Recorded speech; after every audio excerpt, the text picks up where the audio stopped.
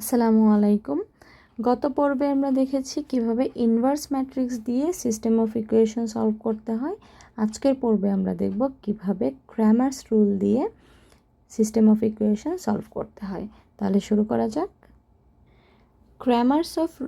Cramer's রুলে যে জিনিসটা সেটা হচ্ছে, যদি দুইটা সমীকরণ থাকে এরকম যে x plus 2y is equal to 8 এবং 3x plus y is equal to 9। প্রথমে আমরা এটার কোএফিসিয়েন্ট বের করব। কোএফিসিয়েন্ট হচ্ছে 1 2 3 1। x এর সহগ এবং y এর সহগ নিয়ে যেটা হচ্ছে সেটা হলো কোএফিসিয়েন্ট। আমাদের ভেক্টর কনস্ট্যান্ট ভেক্টর কি আছে? কনস্ট্যান্ট ভেক্টর আছে 9। মাঝখানে থাকবে শুধু x এবং y। তার মানে এটা যদি একটা ম্যাট্রিক্স A হয়, এটা যদি x হয়, এটা যদি B হয়, ইনভার্স ম্যাট্রিক্সের ক্ষেত্রে Ax equal to B, x equal to A inverse B। এবং ক্র্যামার্স রুলের পার্থক্য হচ্ছে, ক্র্যামার্স রুলে আমরা এ ইনভার্স বের করি না করে এই কনস্ট্যান্ট ভেক্টর বিটাকে প্রথমে একবার এই কোএফিসিয়েন্ট ম্যাট্রিক্সের মধ্যে রিপ্লেস করি, আবার ওয়াই এর মান বের করার জন্য এই কনস্ট্যান্ট ভেক্টরটাকে এই কোএফিসিয়েন্ট ম্যাট্রিক্সের সেকেন্ড কলামে রিপ্লেস করি এবং প্রত্যেকটার ডিটারমিনেন্ট বের করি। আচ্ছা, তাহলে আমরা এ ডিটারমিনেন্ট বের করি। এ ডিটারমিনেন্ট হচ্ছে 1 2 3 1। এটার ডিটারমিনেন্ট হচ্ছে 1 মাইনাস 6, মানে হচ্ছে এডি মাইনাস বিসি রুলস প্রয়োগ করলাম। তার মানে আমাদের বের হলো কত? -5। এই -5টা হচ্ছে আমাদের ডি। আমাদের ডি ইকুয়াল টু -5। এবার আমরা কি করব? এবার আমরা বের করব dx। dx বের করার জন্য আমরা কি করব? এই কনস্ট্যান্ট ভেক্টরটাকে এই কোএফিসিয়েন্ট ম্যাট্রিক্সের প্রথম কলামের সাথে রিপ্লেস করব। 9 2 1। তাহলে এটার যদি এডি মাইনাস বিসি বের করি তাহলে হচ্ছে 8 মাইনাস 18। আমাদের আনসার হয় কত? -10। এখন আমরা বের করব ডিওয়াই। ডিওয়াই বের করতে গেলে আমরা কি করব? আমাকে এখানে একটা ছোট্ট,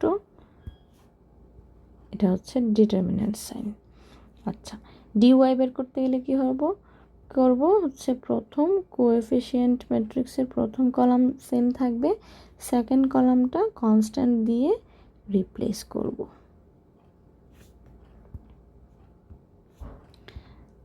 দিয়ে তারপরে এটার ডিটারমিনেন্ট বের করব, এডি মাইনাস বিসি।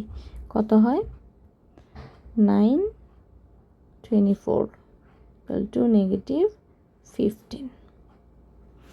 আচ্ছা, এবার আমরা যেটা পেলাম এখানে হচ্ছে dx এর মান, এটা হচ্ছে dy এর মান, এটা হচ্ছে d এর মান।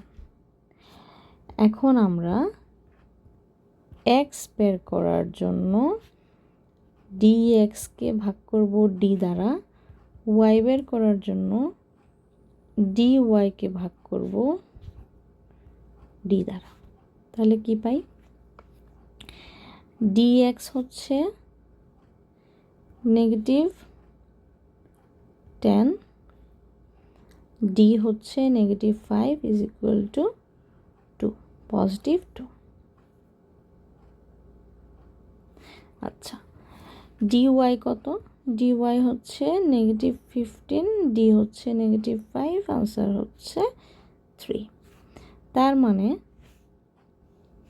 x এর মান হচ্ছে 2, y এর মান হচ্ছে 3। আচ্ছা, আমরা যে এবার x এর মান 2 পেলাম, y এর মান 3 পেলাম, তাহলে এটা কি আমরা সমীকরণে বসিয়ে একবার চেক করতে পারি না? অবশ্যই পারি। আমরা এবার সমীকরণে বসিয়ে একবার চেক করে দেখি। এটা হচ্ছে আমাদের সমীকরণ। যদি 1 নম্বর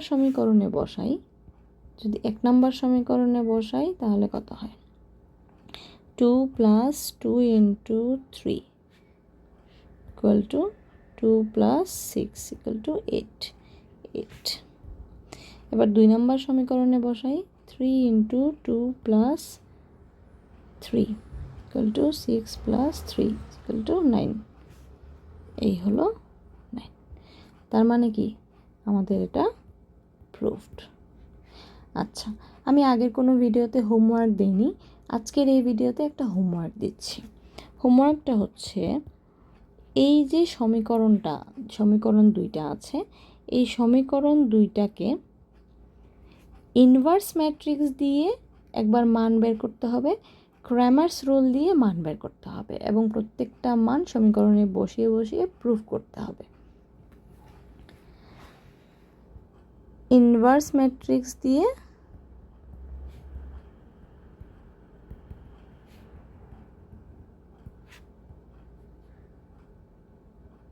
ক্র্যামার্স রুলের তো আমি করেই দিলাম, এটা তো জাস্ট প্র্যাকটিস করা লাগবে।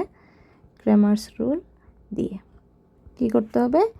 এক্স এবং ওয়াই বের করো, বের করে কমেন্ট বক্সে আনসার দেখাইতে হবে। ওকে, তাহলে আল্লাহ হাফেজ।